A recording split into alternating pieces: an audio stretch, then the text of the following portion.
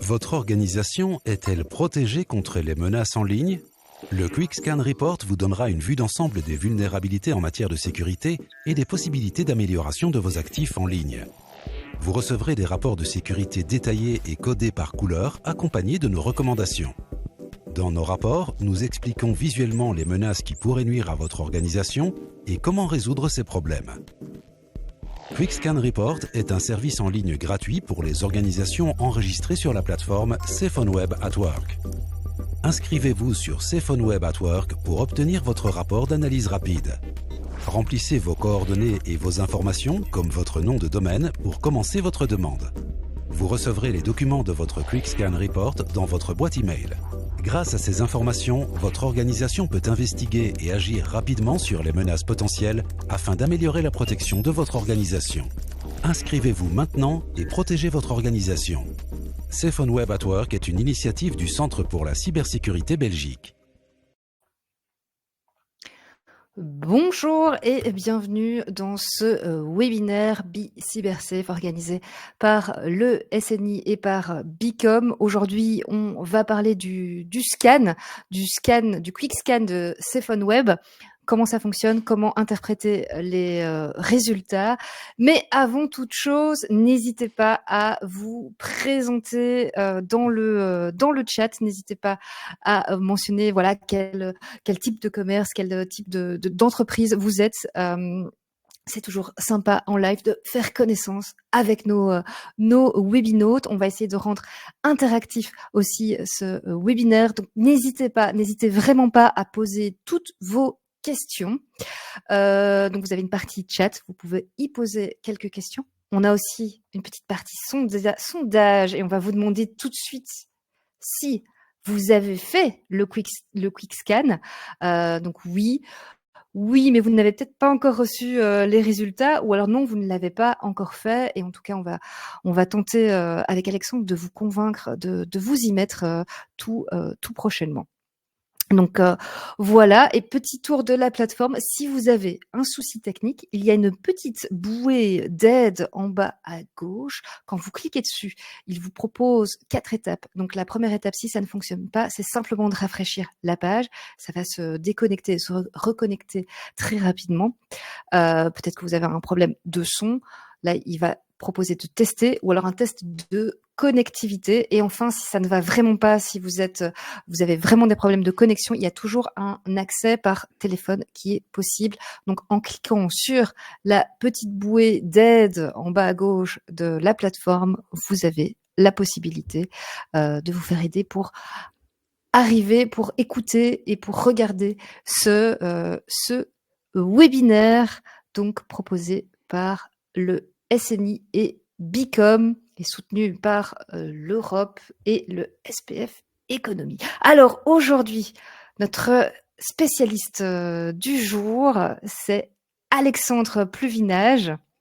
Alexandre, bonjour. Bonjour Pauline. Comment vas-tu ? Très très bien. Je suis très content d'être là avec un exercice qui va être finalement un peu amusant parce qu'on va simplifier quelque chose qui au premier abord peut faire un petit peu peur. Mais en fait, quand vous aurez fini 7 heures de webinaire, eh bien, le Quick Scan Report n'aura plus aucun secret pour vous. C'est une belle promesse, ça, Alexandre. J'espère qu'après 7 heures de webinaire, ça ira. Si jamais vous vous absentez ou que vous n'avez pas compris un des mots d'Alexandre, ce webinaire est enregistré et le replay sera disponible vous sera envoyé. De toute façon, tous les inscrits reçoivent ce webinaire en replay et sera disponible aussi sur le site internet BeCyberSafe. Il y a plein de ressources également sur ce site. Donc, notamment les replays des anciens webinaires. Il y a aussi des podcasts, dont un qu'Alexandre a animé. Il y a aussi pas mal de ressources et il y a surtout la possibilité de demander 1 heure gratuite de consultation personnalisée avec un expert et notamment avec Alexandre. Donc, n'hésitez pas à aller visiter ce site BeCyberSafe. Il est dans les liens. Je vous le mets aussi en avant, lien vers BeCyberSafe. Voilà, promouvoir. Et hop, donc le lien vers BeCyberSafe pour aller voir toutes les ressources et notamment quand vous cliquez sur conseil gratuit, vous avez le lien vers BeCyberSafe. On en reparlera aussi un peu après. Absolument. Donc, commençons. C'est quoi, comment on se connecte à ce Quick Scan, Alexandre? Alors, d'abord, où est-ce qu'on le trouve? Parce que j'ai vu qu'un tiers des gens qui nous suivent aujourd'hui n'ont pas encore fait le Quick Scan Report. Alors, il se trouve sur le site atwork.safeonweb.be. Qu'est-ce que c'est? C'est en fait la partie professionnelle de SafeOnWeb que vous connaissez certainement, le site du gouvernement pour nous aider à faire attention à la fraude en ligne et à la cybersécurité, ou plutôt contre les cybercriminels. Alors, comment est-ce que, une fois qu'on va dessus, je vais pas faire toute la procédure, mais je vais juste rapidement montrer comment est-ce qu'on fait une fois qu'on est sur atwork.safeonweb.be. Quelle que soit la page, vous voyez toujours en haut à droite le bouton enregistrer mon organisation. Eh bien, vous cliquez dessus et de là, vous allez aller sur un site fédéral qui va vous permettre de vous identifier. Je vous conseille à ce moment-là d'utiliser plutôt It's Me. Pourquoi? Simplement parce que c'est plus facile. Ça change pas grand-chose. Ça va juste vous simplifier la vie. Vous pouvez aussi utiliser votre carte d'identité dans un lecteur de cartes, mais It's Me, c'est tellement plus simple et on l'a tous depuis maintenant quelques années avec le Covid. Utilisez It's Me et de là, vous allez enregistrer votre entreprise. Ça ne vous demande aucune compétence technique. Vous enregistrez simplement votre entreprise, votre commerce, votre société, votre organisation, parce que vous êtes mandaté à le faire si c'est une plus grosse organisation. Et puis, vous faites la demande dans la page suivante du Quick Scan Report. Sachez que ce Quick Scan Report arrivera en général, alors ils disent dans les 72 heures. Personnellement, moi, quand je l'ai fait il y a un petit moment déjà, il est arrivé beaucoup plus vite que ça. Mais bon. Ça fonctionne, mais vous ne pouvez pas l'attendre tout de suite. Pourquoi? Eh bien, parce qu'on va le voir, ce Quick Scan Report, il va aller tester plein de choses. Il va utiliser des outils qui vont sur Internet, qui vont tester ce qu'on appelle la partie devant de votre site sur Internet. En fait, tout ce que tout le monde peut accéder, mais il va aussi essayer de passer derrière, il va tester est-ce que vos programmes sont à jour, il va aller voir sur Internet s'il y a des traces d'attaques qui viendraient de votre réseau, parce que ça, ils savent le faire aussi. Et ils vont aussi aller lire sur Internet s'il y a des gens qui disent du mal de votre marque, parce que ça vous permet aussi de protéger votre marque. Vous le voyez, ce Quick Scan Report, il peut avoir l'air un peu complexe au départ, et c'est vrai que les documents que vous allez recevoir, on va le voir, peuvent faire un peu peur, mais en fait, il y a plein de choses super intéressantes. Donc en gros, il génère ces rapports donc automatisés, et vous allez pouvoir recevoir tout ce que finalement il est possible de recevoir sur votre présence en ligne. C'est très important. Pourquoi c'est très important? Pour deux choses. La première, c'est que les cybercriminels, vous savez ce qu'ils font? Ils font exactement la même chose. Ils utilisent exactement les mêmes outils. Donc, tant qu'à faire, autant aller le faire vous-même grâce à cet outil qui est gratuit du gouvernement, avant les cybercriminels, parce que comme ça, vous pouvez déjà corriger avant. Vous aurez à peu près les mêmes armes que eux. Et la deuxième chose, c'est, je l'ai dit, c'est gratuit, c'est quelque chose d'extrêmement puissant. En général, ce genre d'outil n'est pas à disposition j'ai envie de dire, des entrepreneurs dans leur ensemble dans un pays. C'est unique à la Belgique, à ma connaissance en tout cas, c'est unique à la Belgique d'offrir ça. Ça coûte en général d'ailleurs assez cher à ces entrepreneurs, et là, c'est gratuit. à ces sociétés. Et c'est complètement gratuit. C'est gratuit, donc, il faut être quand même enregistré en tant qu'entreprise à la Banque Carrefour des entreprises pour pouvoir avoir ce scan. Exact. Et ça concerne tout le monde, je le disais. Ça concerne une petite société unipersonnelle jusqu'à une multinationale avec 40 000 employés. Ce sont les mêmes outils qui vont vous donner le même type de résultat. Alors, évidemment, adapté à votre présence sur Internet, mais c'est utilisé par les autres aussi. Donc, j'ai envie de dire, rien que pour voir, ça vaut le coup de le faire. Sachez quand même que étant donné que ça coûte un certain prix, vous pouvez pas le faire genre je modifie un paramètre et puis je vais refaire un test. Non, ça coûte très cher. Donc vous ne pouvez le faire que tous les 3 mois. Ça peut être un peu frustrant au départ parce que je vais corriger ce qu'ils m'ont dit. Hop, maintenant je veux voir si c'est corrigé. Il va falloir attendre. Ça, malheureusement, vous ne pourrez pas le voir tout de suite. Mais bon. C'est pas très grave. Surtout, pour moi, ce qui est important à comprendre, c'est que ce Quick Scan Report, on peut se dire, ouais, mais bon, moi, j'ai une entreprise qui est pas énorme. Pourquoi est-ce que je ferais ça? Il faut comprendre qu'aujourd'hui, on fait face à des cybercriminels qui sont de plus en plus nombreux, de mieux en mieux équipés. Et qu'est-ce qu'ils vont faire? Mais des trucs qui peuvent toucher tout le monde. Ils peuvent, déjà, voler des données. Ça, on veut pas. Les données de mes clients, en plus, on l'a vu En ce moment, si vous lisez la presse, surtout la presse française, parce qu'ils font beaucoup de bruit, Intermarché, Auchan, c'est quand même des grosses boîtes. Et des trucs plus Mmh. petits, et la caisse de maladie, enfin, ils se Et font les voler trucs des plus données petits, de finalement, partout. on n'en parle pas tant que ça, les plus petits sites. On va surtout mettre en avant, ah ben voilà, Auchan, non, non, non. Mais Oui, bah ça oui, concerne aussi ça les concerne petites tout le monde. entreprises, les entrepreneurs. Exactement. Et vous savez pourquoi? Parce qu'on dit, ouais, mais bon, ils s'attaquent aux champs, moi, ça m'intéresse, je les intéresse pas. Si, parce qu'en fait, ils vont attaquer une première société importante, Free. On a fait on a eu beaucoup de pubs à la télé et à la radio sur le hacking de Free, qui est un fournisseur d'accès à Internet et de téléphonie en France.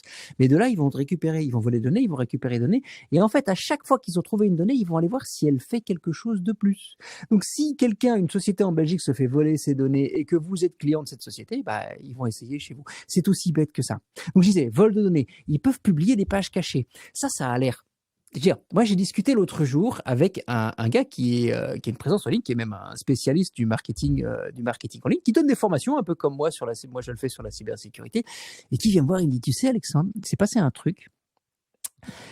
L'autre jour, on a refait mon site avec mon webmaster parce que bah voilà, ça faisait quelques années qu'il avait plus trop bougé. Donc, qu'est-ce qu'on a fait? On a d'abord listé les pages qu'il y avait sur notre site, et puis on a regardé ce qu'on devait changer pour créer une nouvelle page. On s'est rendu compte qu'il y avait 400 pages en russe et en chinois sur mon site internet. Sorti de nulle part.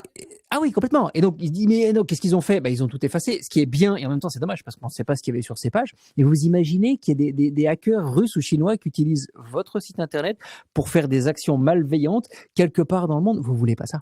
Eh bien, ce Quick Scan Report, il va vous permettre aussi de détecter ce genre de choses et voir aussi si vos accès sont compromis. Ils peuvent modifier le contenu d'une page. On l'a déjà vu. Ils peuvent détruire un site internet aussi. Ils veulent transférer vos visiteurs vers des pages malicieuses. Et ça, c'est vraiment pas cool. Vous liez un malware, rendre votre site inaccessible. Pardon? Et c'est un manque de crédibilité aussi. Ah oui, mais complètement. Si votre client est renvoyé sur un autre site. Parce qu'il va dire que c'est de votre faute, alors que vous, dans un sens, vous n'avez rien fait. Et si, quand même, vous n'avez peut-être pas pris les bonnes mesures pour protéger votre présence en ligne. Et puis, il y a deux choses qui font de plus en plus de mal aujourd'hui. Ce sont les deux derniers points sur la DIA que vous voyez là maintenant. C'est le spoofing, c'est-à-dire qu'ils vont se faire passer pour vous. On va y revenir parce que c'est testé. Mais c'est le fait de se faire passer pour vous en envoyant un mail à votre nom, alors qu'ils n'ont même pas accédé à votre boîte mail. Mais il y a des outils qui permettent d'utiliser ce qu'on appelle votre identifiant mail. Et quand la personne reçoit le mail, on a l'impression que c'est vous qui l'avez envoyé, alors que c'est faux. D'ailleurs, Je si m'appelle la personne Alexandre. répond, exactement, si la personne répond, elle vient chez Alexandre. C'est exactement ça. Elle ne retourne pas chez le cybercriminel, mais quand même. Et ça, malheureusement, on le voit beaucoup. Ils s'en servent pour faire ce qu'on appelle du phishing. C'est la dernière information sur cette IA. Vous voulez pas que des gens perdent de l'argent parce que votre marque a été abusée pour faire croire qu'il se passait quelque chose ou qu'il y avait un prix ou un truc gratuit, etc. Et ça, malheureusement, on le voit de plus en plus aujourd'hui. Donc, on doit se protéger contre ça. Ne laissez pas les hackers utiliser votre site, votre présence en ligne pour attaquer des malheureux clients, des malheureux passants qui s'arrêtaient sur votre site. Et même des gens que vous ne connaissez pas. Voilà. Et question du coup, quelle est à vous votre activité en ligne, votre activité digitale? Est-ce que vous avez un site web, une page Facebook, une page Insta, un réseau social quelconque, un compte email, que ce soit Gmail, Outlook ou lié à votre nom de domaine, une application ou justement aucune activité digitale pour votre entreprise? Dites-nous ça, répondez-nous à notre petit sondage.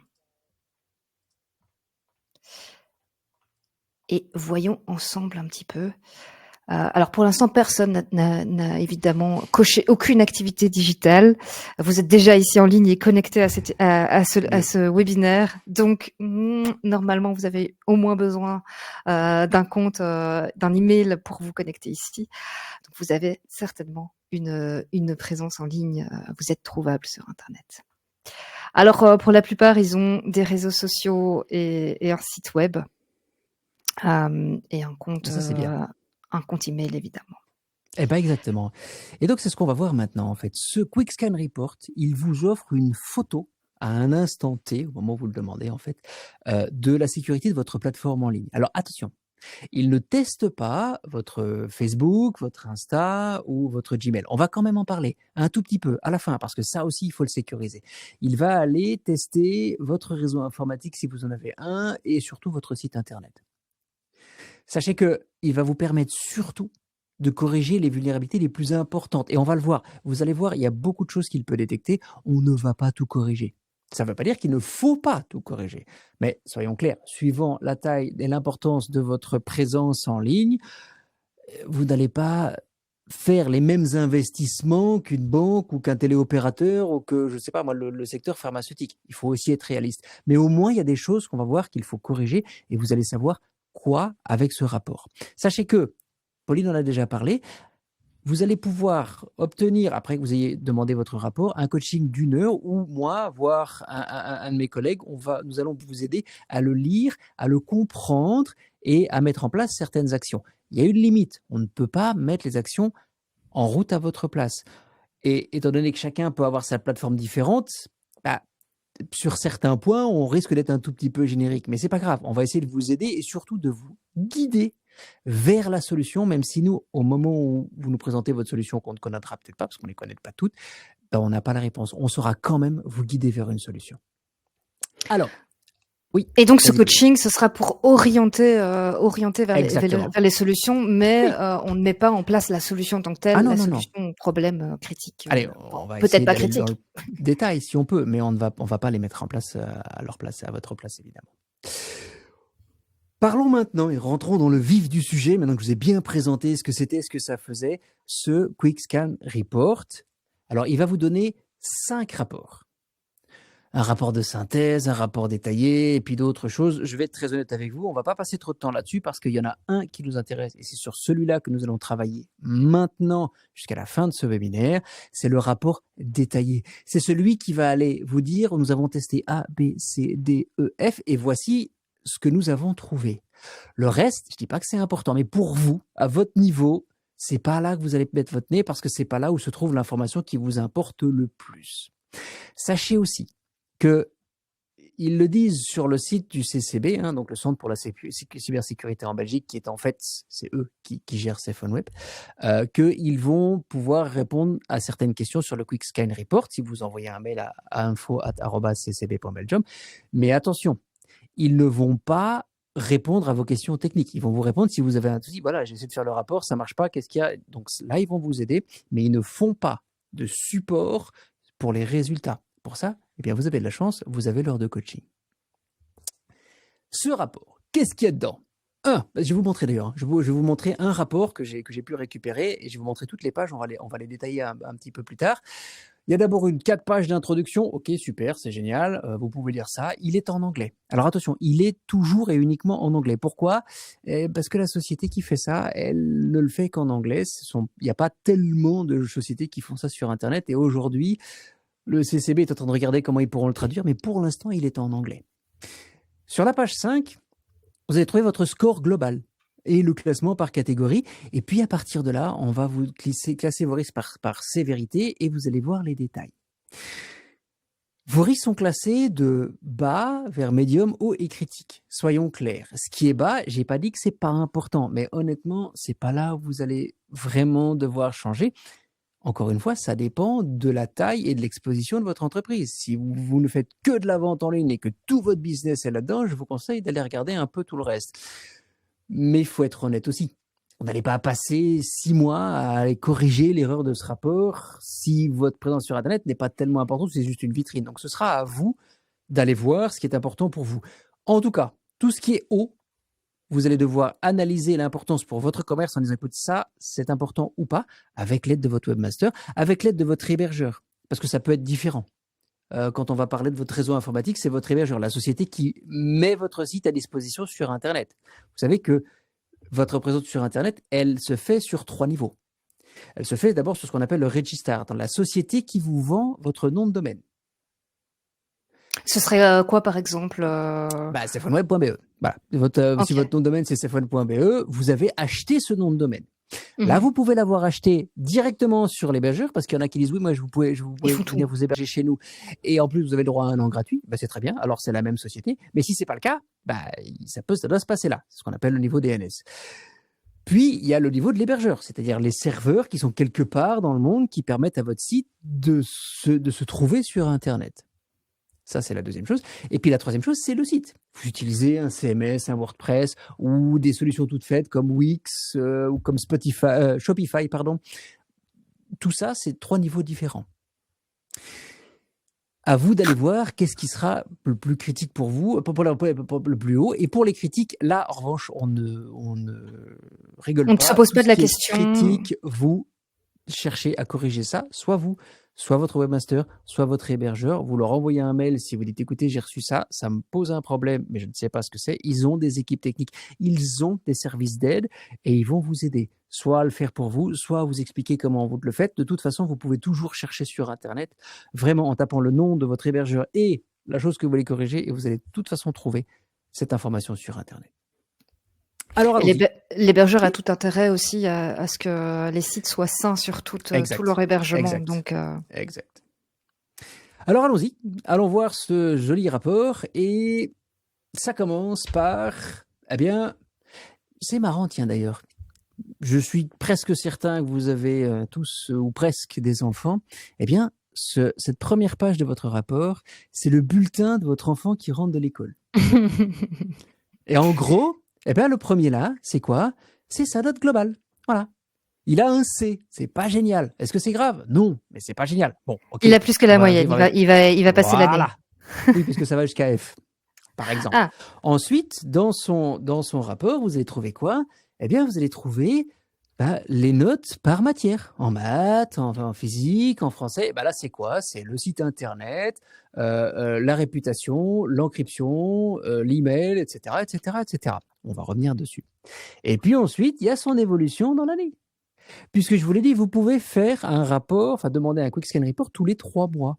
Eh bien, là, apparemment, la société en question, qui est anonymisée, d'ailleurs, c'est quand vous verrez des bandes noires, comme vous l'avez vu en haut, en dessous du C422, c'est parce que j'ai caché le nom de l'entreprise. Parce qu'évidemment, ce sont des données qui sont. Ouais, je suppose qu'ils ont corrigé depuis, mais c'est des données qui sont quand même un peu sensibles. Eh bien, s'ils en refont un 3 mois plus tard, eh bien, ils verront la note évoluer. Et ça permet de suivre l'évolution dans le temps. Est-ce que vous devez le faire tous les 3 mois? C'est à vous de décider. Ma recommandation, c'est faites-le rapidement, regardez les résultats, travaillez avec votre webmaster, votre hébergeur pour corriger et peut-être prenez l'heure de coaching gratuit. 3 mois plus tard, faites un nouveau test pour voir si ce que vous avez mis en place fonctionne. Et après, honnêtement, 1 fois par an, si vous avez tout configuré comme il faut, ça suffit. Maintenant, voilà. C'est à vous de voir, vous pouvez le faire tous les 3 mois si ça vous plaît, mais à mon sens, 1 fois par an, ça vous permet d'avoir cette photo pour savoir, OK, où est-ce que ça évolue. et puis je suppose que d'année en année, c'est aussi intéressant de refaire un scan. Il y a des choses qui évoluent aussi au niveau de la cybersécurité, des Absolument. nouveaux hackers qui viennent Ouais. par d'autres portes Exact. titiller Mais les défenses de vos sites là, web. normalement, il y a moyen de prévoir ça et on va le voir justement avec les autres parties du rapport.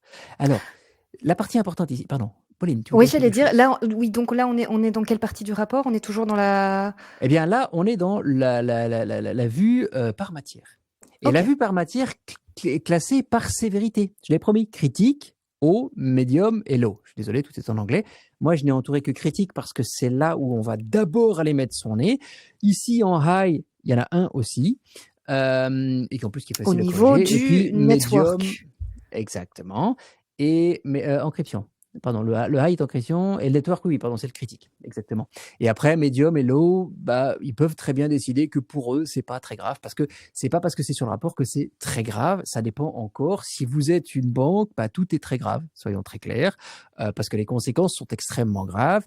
Maintenant, si vous êtes un fleuriste qui a un joli site qui montre des compositions florales, je vais pas vous dire que c'est pas grave, mais vous pouvez honnêtement estimer qu'il y a des choses qui seront moins importantes ou en tout cas moins rapides à mettre en place que d'autres. Ça, je pense que c'est aussi du bon J'ai une, sens. j'ai une question. Je vois que par exemple pour DNS, Ouais. on a un score F, mais on n'a rien en critique. Ouais. Mais Alors, le score est quand même en rouge. Le score paraît est mauvais en du rouge. Oui, et c'est pour ça que je dis, il faut faire attention, c'est pas là où vous allez aller voir. Évidemment, quand vous avez du vert, tout va bien. On est content. Quand on a du jaune, ça va, du orange, le rouge fait peur. Pour le network, il y a une raison, et on va la voir. Pour le DNS, très honnêtement, c'est pas très grave. C'est pour ça que regardez surtout la classification par critique, haut, moyen et bas. Mettez plutôt ça en avant. C'est là où vous allez pouvoir trouver s'il y a des choses à faire. Là, on a un F parce qu'on a 3.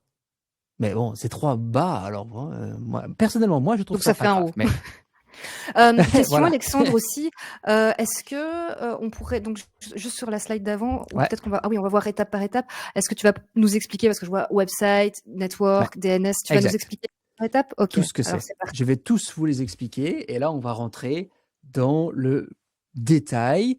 Donc ici, en haut, vous voyez, vous avez toujours ce que vous aviez vu dans le slide précédent au niveau vertical. Maintenant, c'est horizontal. Donc maintenant, c'est là. Vous voyez effectivement ce que vous avez comme erreur. Et là, effectivement, là où j'utilisais tout à l'heure, on avait un F au niveau network parce qu'on avait 3 low. Ici, j'ai 4 medium et un low et j'ai quand même un C. Donc, je ne sais pas comment ils font leur notation. C'est pour ça que je dis que ce n'est pas là-dessus que vous allez mettre le plus d'attention.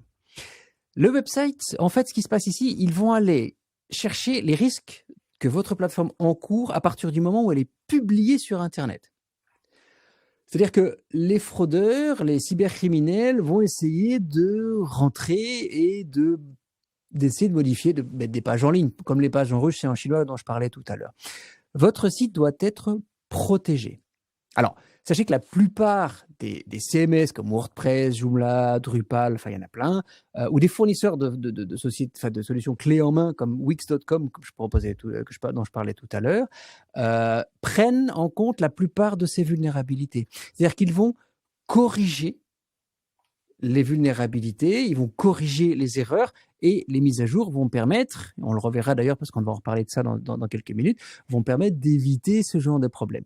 Mais dans le code et dans la configuration de ces programmes, il y a des choses qui permettent d'être modifiées pour aller plus loin, pour éviter des grosses attaques. Là encore, on est avec 4 médiums et un low. Ce que je vois à l'écran aujourd'hui, c'est pas moi ce qui m'inquiète le plus. Okay. Donc ce que tu es en train de dire, c'est que au niveau d'un site web, quand c'est Ouais, une grande plateforme telle que Wix, Shopify, exact. il y a déjà une structure qui est mise en place pour protéger, mais on peut aller plus loin, mais on n'est pas obligé. Le test. Non, pour cela, en général, il faut leur test eux-mêmes. Et donc, je serais très étonné. D'ailleurs, si vous en avez une, envoyez-le moi.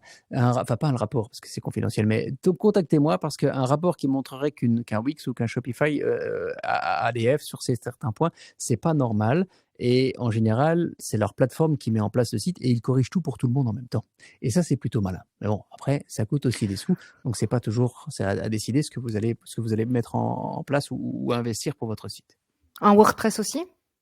Un WordPress, c'est différent. Là, vous devez vous-même faire les mises à jour et les configurer pour qu'elles se fassent automatiquement. On va y revenir tout à l'heure dans les vulnérabilités, mais vous pouvez et vous devez sécuriser l'accès à votre WordPress, mais vous devez aussi dire à WordPress et, je le répéterai quand même, mais c'était important, je vais le dire d'ici, et toutes les add-ons, tous les programmes que vous mettez en plus pour avoir un plus joli look and feel, pour avoir tout ce qui est nombre de visites, tout ce qui est les chiffres sur votre site, ces choses-là doivent être mises à jour parce qu'elles sont testées. D'ailleurs, avec ce genre de programme aussi, elles sont testées. S'il y a des vulnérabilités dedans, eh bien, on la corrige et on met une mise à jour à disposition de nos utilisateurs.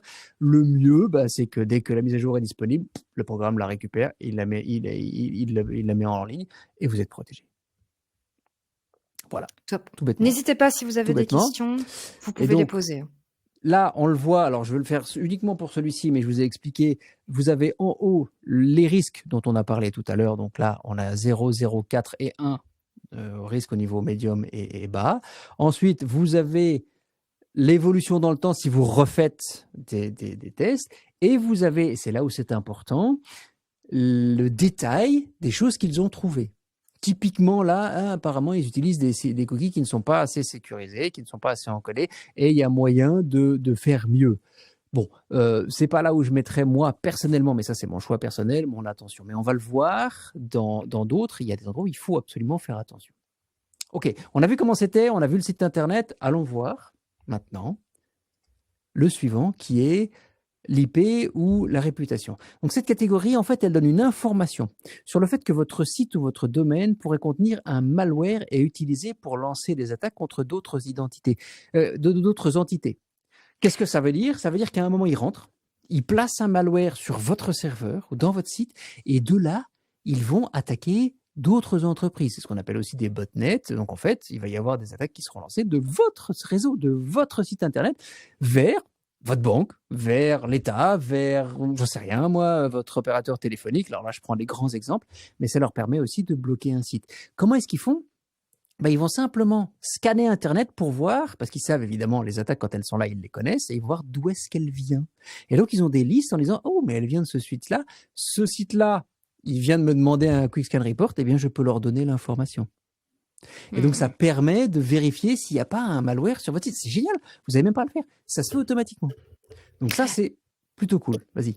Et donc, le nom de domaine, donc là, c'est pas le site web en tant que tel, c'est Non. quand un hacker utilise le nom de domaine qui est en fait la réputation, c'est on utilise ton nom, Alexandre Pluvinage, pour envoyer des attaques. Non, alors je n'ai peut-être pas été très clair et c'est bien que tu poses la question. En fait, ils vont servir ils vont utiliser ton serveur, là où ton site est hébergé en fait, qui est en fait un ordinateur. C'est un ordinateur qui a un site et donc de là, sur cet ordinateur, ils vont envoyer. Ça marche aussi avec ton réseau informatique. C'est un réseau informatique qui est connecté sur Internet et disons que tu as 4 employés et qu'il y a un employé qui a un malware sur un de ces ordinateurs qui envoie des attaques, ils vont le voir aussi. Tu vois, ça se passe comme ça. Alors attention, si jamais ils trouvent ça, qu'est-ce qu'on fait? Parce que là, apparemment le site est clean. Mais si ça se passe, qu'est-ce qu'on fait? Il faut nettoyer. Alors d'abord, faire tourner un antivirus, c'est important. Si jamais l'antivirus ne trouve pas, il va falloir remettre la machine à zéro. Il va falloir la réinstaller. Il va falloir remettre le site internet. Si je vous dis ça, c'est parce qu'il y a quelque chose d'important à noter ici. Et si vous êtes en train de prendre des notes, c'est quelque chose que je vous conseille de faire.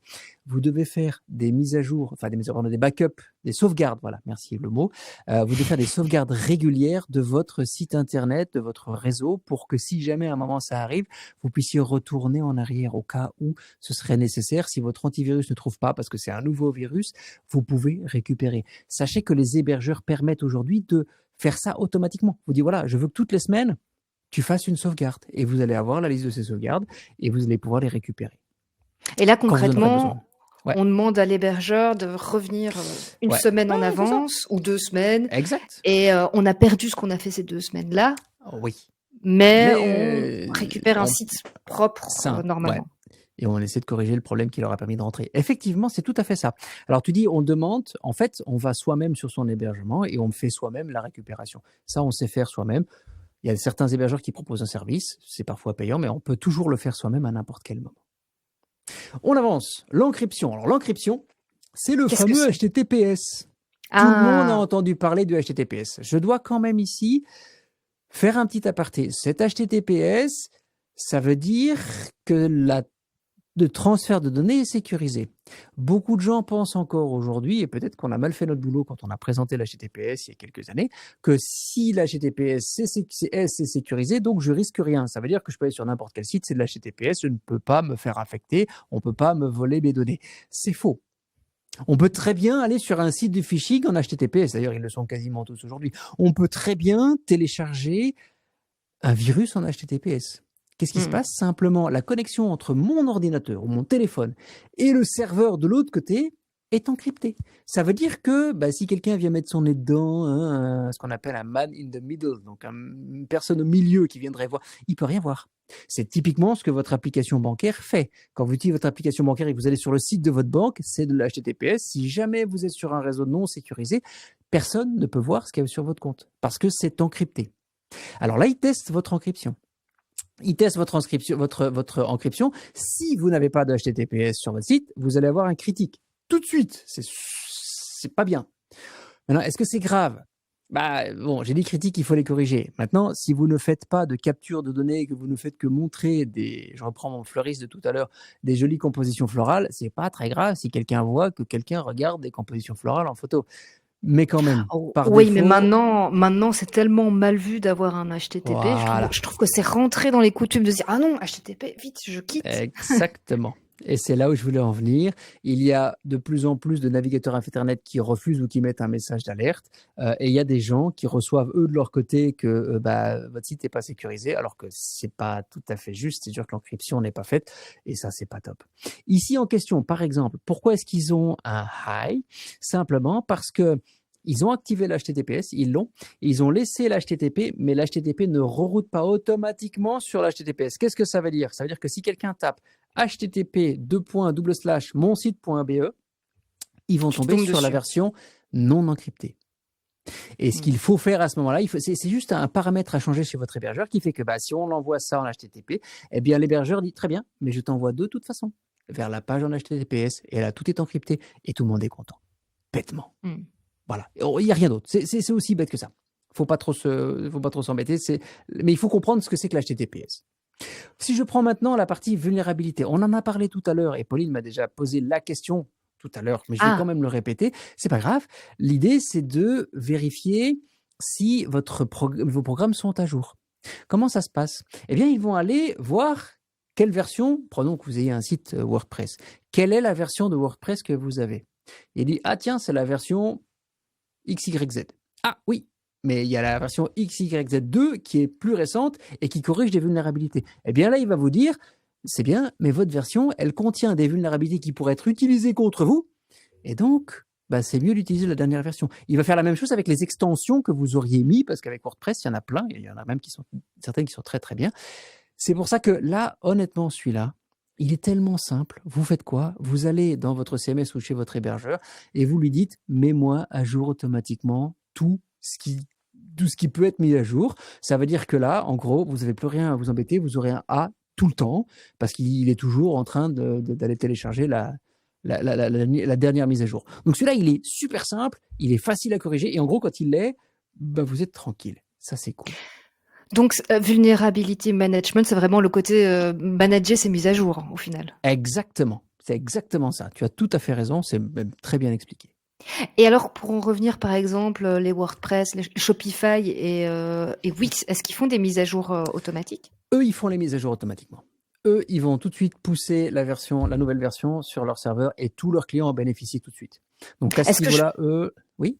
Est-ce que je peux te poser aussi une autre question? Est-ce qu'il y a des CMS que tu trouves, est-ce qu'il y a des CMS, donc CMS c'est par exemple Wix, par exemple WordPress, est-ce que il y a des CMS que tu trouves plus dangereux au niveau cybersécurité ou qui sont plus difficiles à mettre à jour? Non, alors voilà, c'est ça. Attention. Plus dangereux, non. Mais en revanche, ça dépend comment moi je l'utilise. Ça veut dire qu'un WordPress, il ne se met pas à jour tout seul. Un Joomla, un Drupal, il ne se met pas à jour tout seul. Donc, je dois, moi, le faire. J'utilise un programme qui est gratuit, c'est cool, mais je dois, moi, faire un peu de travail pour le mettre à jour. Vous prenez une solution clé en main, comme un Shopify, un Wix ou d'autres, vous payez, effectivement, et certains trouvent que c'est cher, je comprends, mais en revanche, vous bénéficiez de tous leurs services. Donc, ça, c'est plutôt pas mal.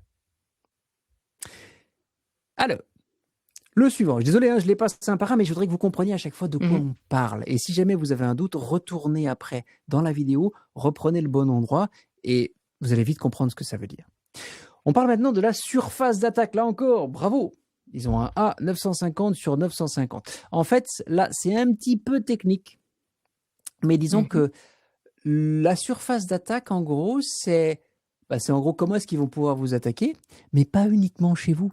Parce que jusqu'à présent, on a vu chez vous, on a vu votre site internet, on a vu votre hébergement, on a vu la version de votre programme. Là, ils vont aller voir si votre site internet ou votre réseau est connecté à d'autres réseaux. Pourquoi? Eh bien, parce qu'on l'a vu, et on l'a vu dans certains hacking très connus, parce qu'évidemment, c'est les gros dont on parle partout, où la société, la grosse boîte était bien protégée, ils avaient tout mis en place, sauf que, ça c'est une histoire vraie, c'est une histoire d'une société américaine, sauf que c'était un genre de Deleuze ou de Carrefour américain. Sauf qu'ils étaient connectés à une société, une petite boîte, spécifiquement et uniquement pour gérer le système de climatisation dans tous leurs magasins aux États-Unis et les frigos et les congélateurs qui vendaient les produits frais.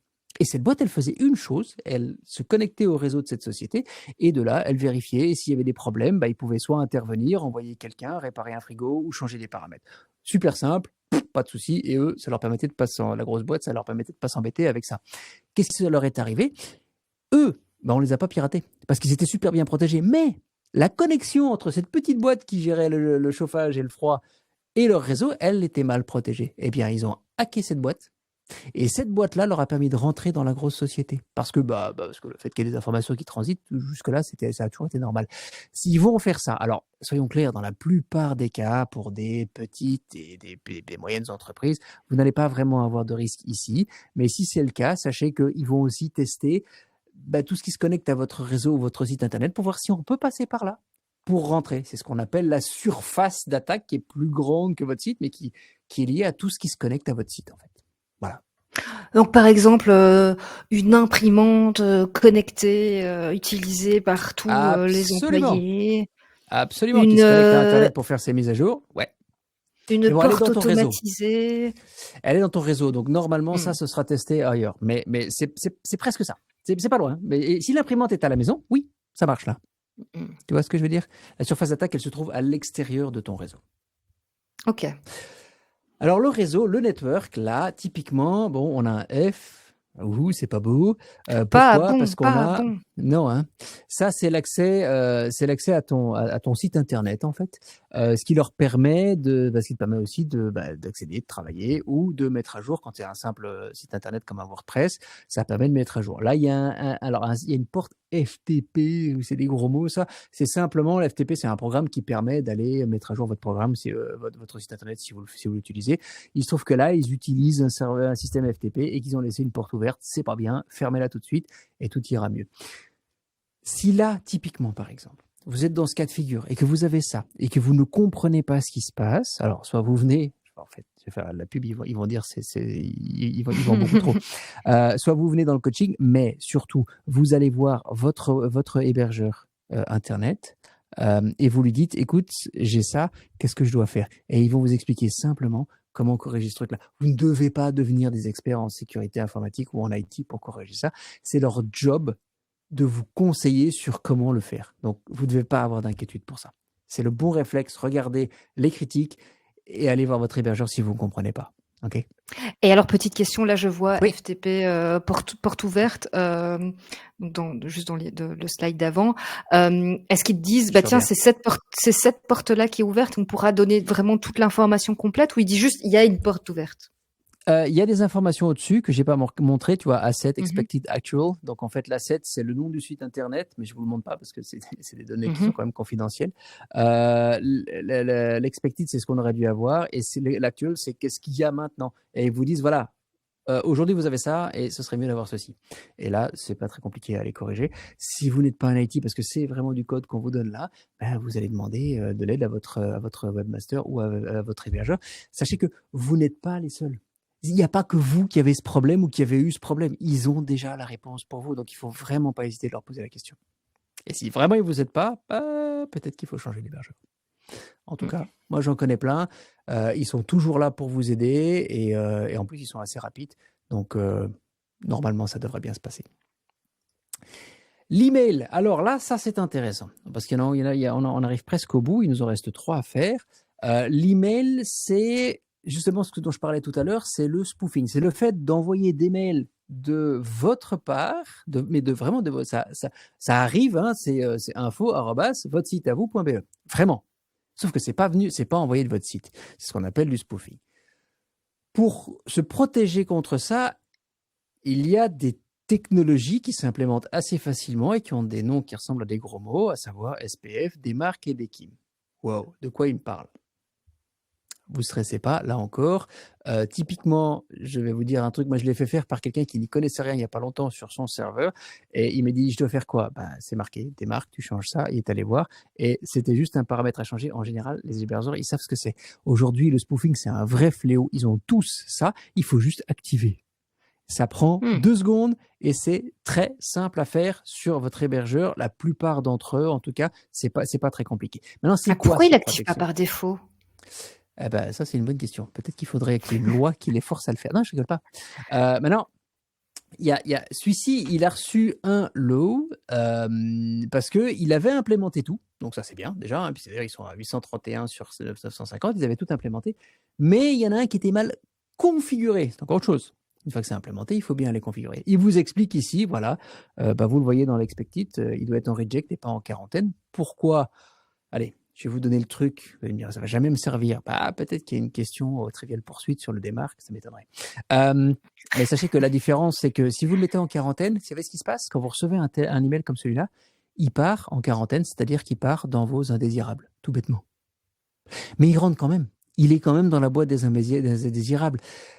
Si vous le mettez sur reject, c'est ce qu'on a vu, expected comme on a vu en bas, eh bien il est simplement rejeté. C'est-à-dire que le mail arrive, on voit qu'il y a un problème, c'est du spoofing, et il part dans la poubelle. Vous ne le voyez jamais. Sachez qu'il y a 80% des emails qui vous sont envoyés que vous ne voyez jamais. Je rigole pas. 80% des mails qui vous sont destinés, c'est du spam ou de la fraude, et vous ne les voyez jamais. Mais j'en vois encore beaucoup. Alors imaginez qu'on vous permette pas de faire ça. Pourquoi celui-là est important? Pourquoi est-ce que j'ai décidé d'en parler un peu plus alors que vous allez dire, oui, mais c'est un low. Oui, c'est un low, mais quand même. Qu'est-ce qui va se passer si ça arrive chez un client à vous?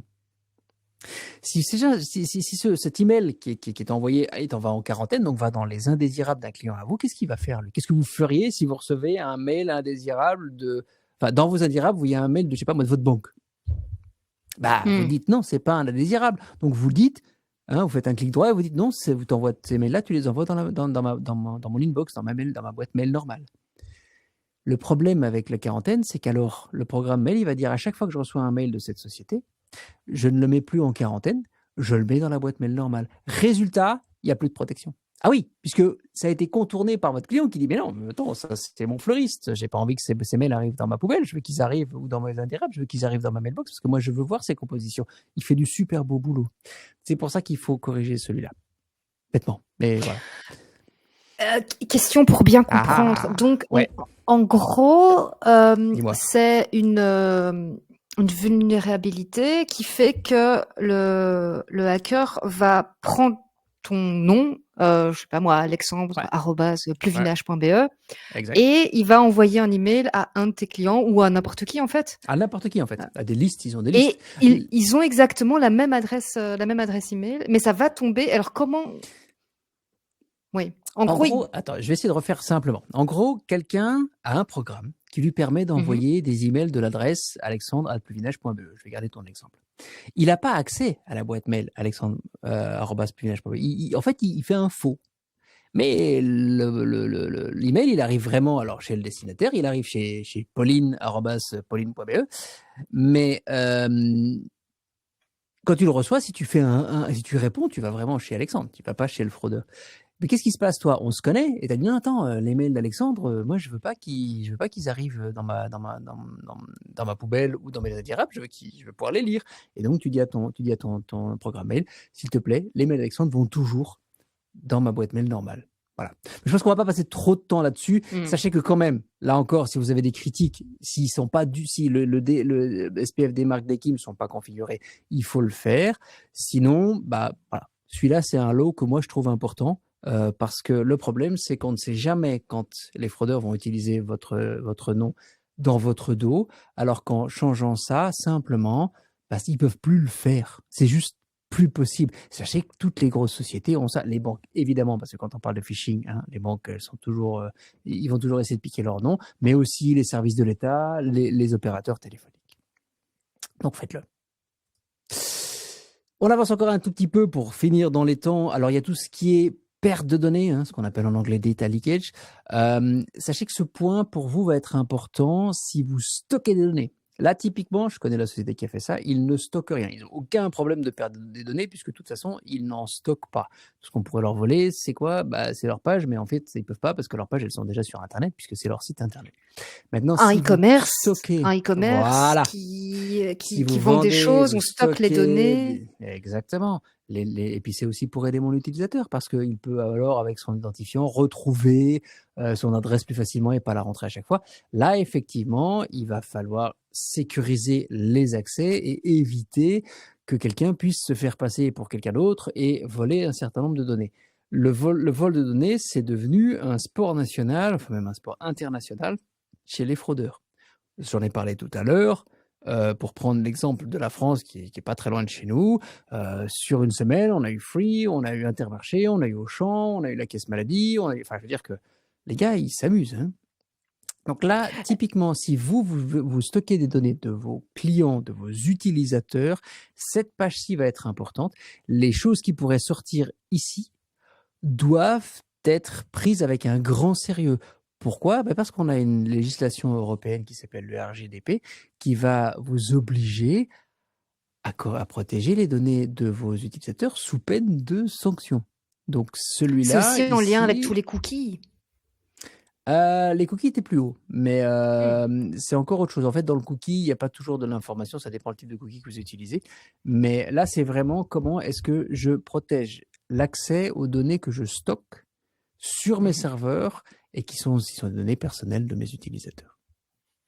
Est-ce que, encore pour revenir un peu avec les Mhm. CMS, est-ce que des Shopify sont d'office sécurisés par rapport à ça? Parce que Alors, Shopify, on enregistre des données pour payer, effectivement, Shopify va faire plus automatiquement tout ce qui est protection de données avec les accès utilisateurs. Sachez que il y a 2 éléments principaux dans la protection de vos données. Le premier, c'est effectivement où est-ce qu'elles sont stockées, comment elles sont stockées, est-ce qu'elles sont encryptées, enfin toute la partie technique du stockage de la donnée. La deuxième chose, c'est l'accès à ces données. Comment est-ce qu'on accède et comment l'accès à ces données est sécurisé? Est-ce qu'il y a un mot de passe fort, unique si possible pour vous, et surtout un second facteur d'identification? C'est ce second facteur d'identification qui va sécuriser l'accès aux données. Ça aussi, ils vont tester pour vérifier que on ne puisse pas simplement, avec un mot de passe qu'on a trouvé sur Internet, mais qui est réutilisé par plusieurs personnes ou par la même personne, mais à différents endroits, qu'on ne puisse pas rentrer. Parce que j'ai trouvé la clé, je l'ai achetée sur Internet et en fait, elle ouvre cette porte-là. Sauf que derrière cette porte-là, il y a les données de vos clients. Donc, il faut faire attention à ce genre de choses. Donc, la partie vraiment protection technique de la donnée. Et la deuxième, c'est protéger l'accès. Et là, c'est mot de passe et second facteur. Ok. Ça va? Super. Alors là, la partie DNS, mais de quoi il parle en gros? En fait, le DNS, en gros, c'est... allez, je vais prendre un gros raccourci, mais au moins vous allez comprendre de quoi je parle. C'est votre nom de domaine, en fait. DNS, c'est en gros, c'est votre nom de domaine, c'est votre réputation, puisque c'est votre marque. Hein, en général, votre nom de domaine, c'est votre marque. Et donc là, en fait, ils vont aller vérifier si il y a d'autres sites ou d'autres serveurs qui vont usurper votre marque ailleurs et vérifier que personne n'est en train d'essayer de créer des faux sites qui ressemblent aux vôtres pour capturer les données, pour récupérer vos utilisateurs dans votre dos, justement, pour les infecter, etc. Donc, ils vont, eux, abuser de votre marque pour pouvoir voler vos données, voler vos utilisateurs et faire tout plein de choses qui ne sont pas chouettes avec les gens qui voudraient visiter votre site. Là encore, pour le coup, je ne sais pas pourquoi ils nous ont mis un F, honnêtement, hein, mais là, on a 3 lots, c'est pas très grave. En gros, on est plutôt bien protégé. Mais sachez que à ce niveau-là, ils vont aller faire des choses que vous ne savez pas faire au niveau du rapport, aller tester des choses que vous n'êtes pas capable d'aller voir. Vous allez dire, oui, un SPF des marques d'équipe, je retourne sur l'email, là, 2 secondes. Vous pouvez vous-même maintenant aller chercher comment ça marche, vérifier que vous l'avez avant même de faire le rapport, parce que vous allez sur votre hébergeur, c'est des choses que vous allez pouvoir configurer là. Ça va être beaucoup plus compliqué. Il faut aller faire un test. Donc, ça vous permet d'avoir ce genre d'informations. Évidemment, ils testent aussi comment les hackers vont aussi accéder à votre nom de domaine. Je le disais, votre nom de domaine, il vous est vendu, entre guillemets, soit par un registrar, une société qui vend des noms de domaine, ou par votre hébergeur. Là, l'accès doit évidemment, là aussi, être bien sécurisé. Si je peux, moi, accéder à votre register et changer des paramètres de votre nom de domaine de votre site Internet, je peux l'envoyer ailleurs, je peux le détruire, je peux revendre votre marque dans votre dos, donc ça aussi, il faudra y faire attention. Mais là, le rapport vous expliquera tout ça. Et puis, il y a tout ce qui est, ce sera le dernier point, la protection de votre marque.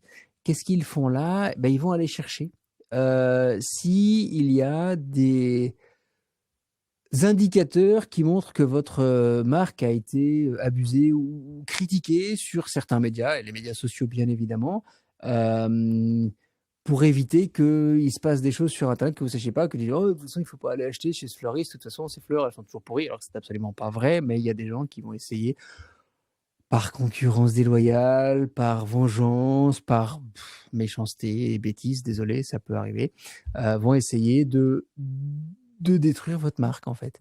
Et là, ce qu'ils vont faire, ils vont aller chercher s'il y a des indicateurs sur Internet de gens qui vont essayer d'abîmer votre marque dans votre dos. Les médias sociaux sont un endroit parfait pour faire ça malheureusement, et vous en serez informé. Ça vous permettra de prendre certaines actions si c'est le cas. Mais normalement, à votre niveau, il y a très peu de chances que vous n'ayez pas un A à 950. Donc, j'ai envie de dire, celui-là, il est facile à gagner. Yes. Voilà pour ce qu'il y a dans le rapport. On a fait tout le tour, c'est pas beaucoup plus loin que ça. C'est pas beaucoup plus compliqué que ça. Et c'est vrai, quand on reçoit le rapport au départ, on se dit « Oh mon Dieu, oulala, mais qu'est-ce que je vais faire avec ça ?» Ben maintenant, vous savez. Il y a un certain nombre de choses que vous pouvez faire. Je répète un tout petit peu. Tout ce qui est critique, vous allez voir et vous le faites corriger. Les hauts, vous allez décider vous-même si vous pouvez le faire ou pas, et si c'est compliqué ou pas, parce que ça aussi, est-ce que ça demande beaucoup d'investissement ou est-ce que c'est un petit paramètre à changer? Et là, vous allez pouvoir prendre action. Mais maintenant, vous êtes capable de comprendre tous les points qui vous sont présentés dans votre rapport. Alors, avant de finir, j'ai encore quelques petites choses à vous expliquer parce que je vous le disais en introduction, ils vont là simplement vérifier votre site internet ou votre réseau. Mais votre présence sur Internet est plus large que ça. On l'a vu, et je le répète, protéger la société le registre qui vous donne accès à votre Internet, l'hébergement, à votre site, à votre nom de domaine, l'hébergement et le site Internet, c'est déjà des choses que vous pouvez faire maintenant.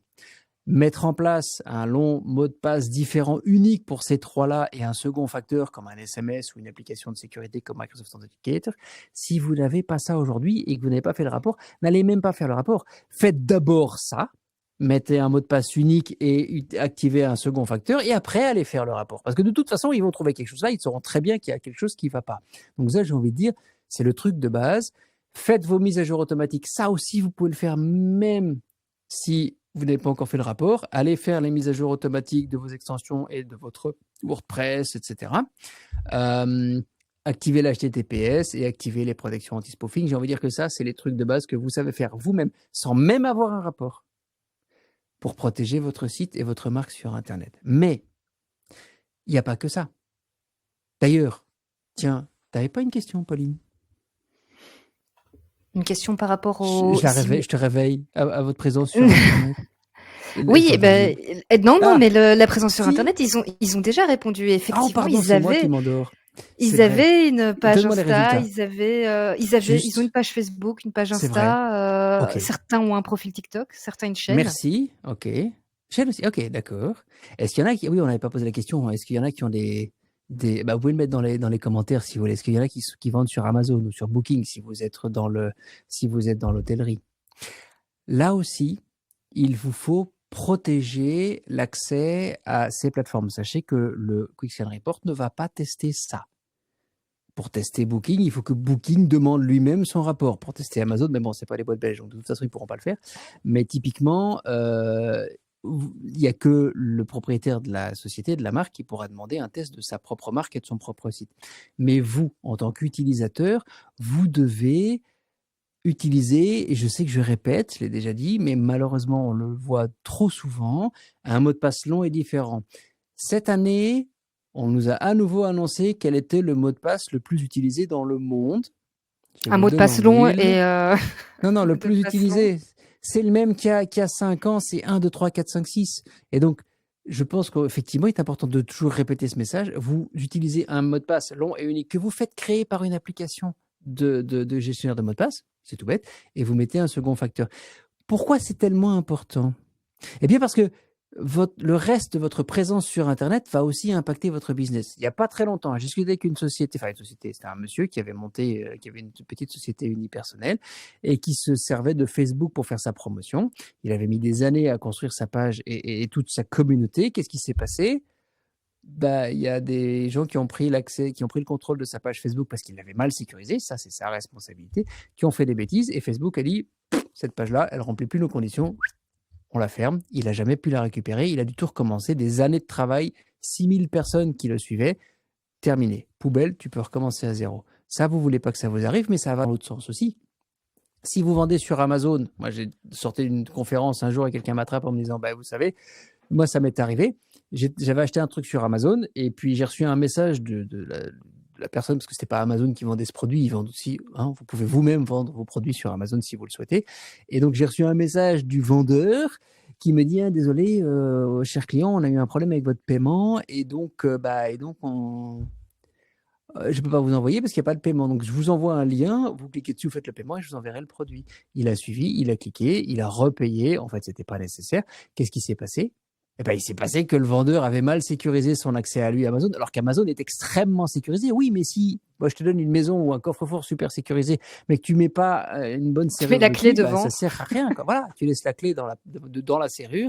Pareil avec Booking. Il y a eu récemment, dans la presse d'ailleurs, beaucoup de gens qui se sont fait pirater leurs données ou qui ont perdu de l'argent parce que les hôteliers avaient mal sécurisé leur accès à Booking. Booking est une société qui fait attention à sa sécurité, mais ils n'avaient pas activé le second facteur. Quelqu'un a trouvé leur mot de passe ou a fait du phishing, ça ne change rien.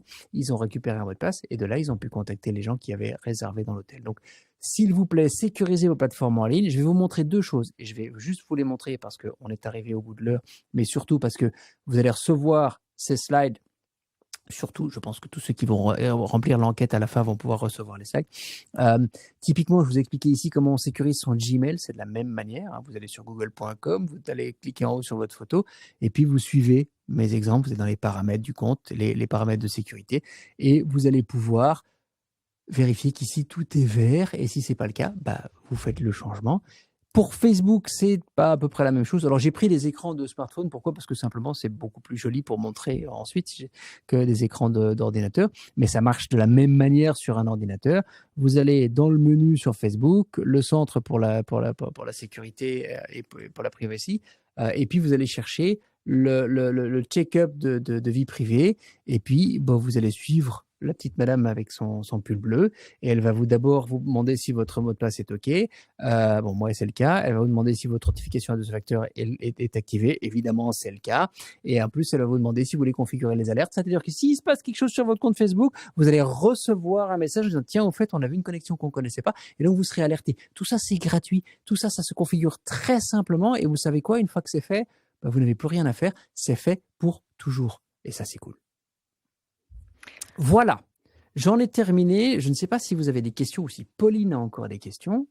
Mais moi, j'ai une question pour le public. Dis-moi. Est-ce que maintenant, ils souhaitent 1 heure de coaching personnalisé avec toi ou avec un autre expert? Mais vu que tu es là, n'hésitez pas à répondre oui, mais plus tard. Oui, je vais prendre rendez-vous tout de suite. D'ailleurs, je vais vous montrer comment on peut prendre rendez-vous tout de suite. Je vais vous partager le lien pour réserver votre promouvoir maintenant. Hop, le lien. Réservez votre séance de conseil en cybersécurité gratuitement. Maintenant, vous pouvez cliquer et réserver. C'est un lien sûr. Tu as fait un lien report sur ce lien. Donc voilà, je vous partage. Donc, qu'est-ce qui se passe en fait quand vous voulez réserver directement? Alors, je vous partage la fenêtre BeCyberSafe. Voilà, vous êtes sur le site de BeCyberSafe et vous avez les conseils gratuits ici, l'onglet ici au-dessus. Et vous n'avez plus qu'à compléter nom, prénom, email, numéro de téléphone, ainsi que l'URL. Le sujet en particulier, qu'est-ce qui vous intéresse de revoir avec Alexandre ou un autre expert, et voilà, nous dire tiens, vous préférez être contacté par téléphone ou par email. L'expert vous contactera ensuite par le moyen que vous préférez, et voilà, vous n'avez plus qu'à trouver un moment avec l'expert pour avoir cette heure de consultation gratuite. Les premiers arrivés seront les premiers servis. Donc, n'hésitez pas à utiliser finalement cette heure gratuite assez rapidement et profiter ainsi des conseils personnalisés d'Alexandre. Ici, c'était une vue d'ensemble d'un scan, d'un rapport de scan. N'hésitez pas à le faire avant d'avoir ce rendez-vous. Et n'hésitez pas non plus, je vois que les questions apparaissent sur le slide. N'hésitez pas à poser vos questions pour ces quelques minutes qui nous restent ensemble. Donc voilà, je vais regarder un petit peu les sondages. Certains vont prendre rendez-vous tout de suite, certains vont prendre un peu plus tard. L'autre question, est-ce que finalement ce webinaire vous a donné envie de faire le scan? Est-ce que Pour ceux qui ne l'avaient pas encore fait, oui. Est-ce que Alexandre a rempli sa mission de donner envie de faire ce scan qui est gratuit et hyper important? C'est un outil que le SPF Economy vous met à disposition, que Bicom vous met à disposition. Donc, ce serait dommage de ne pas l'utiliser. Et on espère que, en tout cas, ce webinaire vous a permis de mieux appréhender ce rapport qui peut, de prime abord, faire un peu peur au début avec ces noms un peu barbares, DNS, HTTP, Des marques, HTTPS, des KIM. des marques, voilà, je l'avais déjà oublié en plus cela. C'est pour les emails, ça, je me rappelle. C'est bien. Ah. Et si tu as compris ça, déjà, c'est vachement bien. Parce que c'est vraiment une protection qui est tellement simple à mettre en place qu'on ne connaît pas toujours et qui ne va pas me protéger que moi, mais qui va protéger aussi les autres. Alors, ça protège ma marque, mais ça protège aussi les autres. Et il n'y a pas très longtemps, j'ai dû contacter une société qui vendait des meubles en Belgique, je ne donnerai pas de nom, parce que simplement, ils envoyaient des mails de phishing à des gens en Belgique et ils ne le savaient même pas. Ils n'avaient simplement pas mis les protections en place. Et c'est plutôt une grande marque, elle est une marque importante de vente de meubles, donc c'est trop bête de ne pas le faire. Oui, effectivement, c'est assez simple de mettre ça en place. Donc, le lien vers le Quick Scan, si vous ne l'avez pas encore fait, il est aussi dans les différents liens partagés dans le petit onglet liens.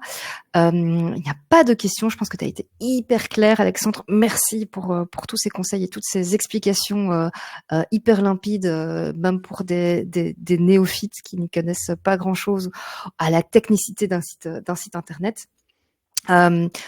N'hésitez pas à consulter aussi toutes les autres ressources sur le site BeCyberSafe. Il y a les replays des précédents webinaires.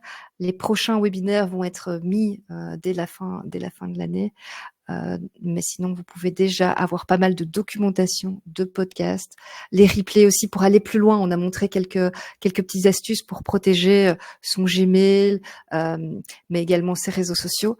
Et il y a des webinaires complets de 1 heure à 2 heures disponibles sur le site dont vous pouvez regarder les replays. Merci de nous avoir suivis jusqu'à la fin. Merci Alexandre, merci Sandra, petite question Jessica. quand même. Une Oui. petite question pour toi, Pauline. Est-ce que les participants vont recevoir un questionnaire de satisfaction? Effectivement. Vous allez recevoir, en fait, pour recevoir les magnifiques supports d'Alexandre, vous allez devoir répondre à un petit questionnaire de satisfaction qui se fait très rapidement. À la fin de ce webinaire, vous allez être redirigé dans les 5 ou 10 secondes vers l'enquête de satisfaction.